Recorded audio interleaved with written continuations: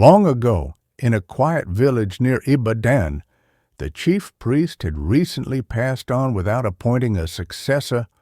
The villagers became worried, so the elders approached their highest deity to reveal the next chief priest.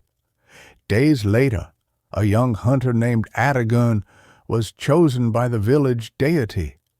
It was an honor, a sacred duty to be the chosen one, but Adigun had no interest in the shrine nor the serving the deity.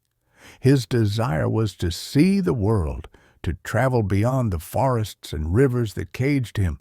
The elders heard of his refusal and warned him. His family pleaded. Everyone knew that the deity had spoken, and Adigun's fate was sealed. But Adigun's mind was made up. Nobody could convince him. One morning, before the first cock crowed, Adigun, tired of the villagers, packed his bag and disappeared. Days passed, followed by weeks. Terror seized the villagers.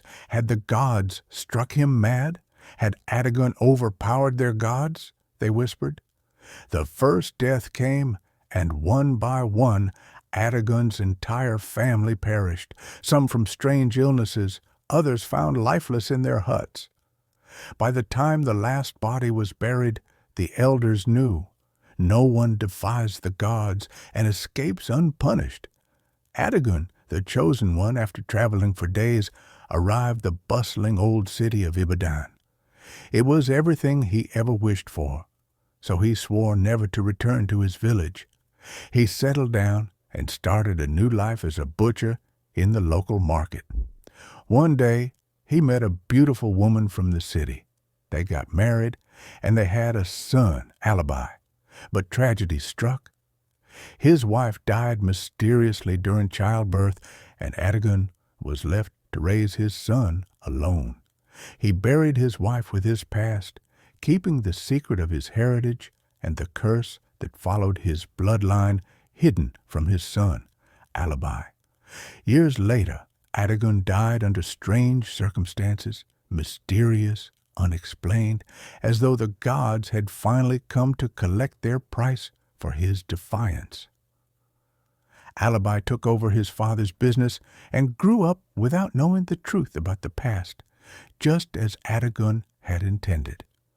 The Civil War took a toll on his business, so Alibi sold everything he had inherited from his father, moved down to a small village near Ibadan, and bought a small plot of land.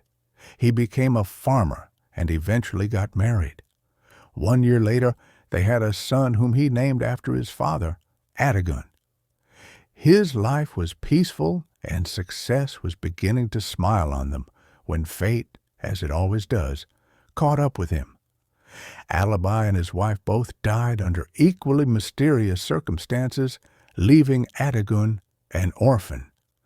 The deaths seemed random to outsiders, but those who knew the story of how Alibi's father died started to whisper,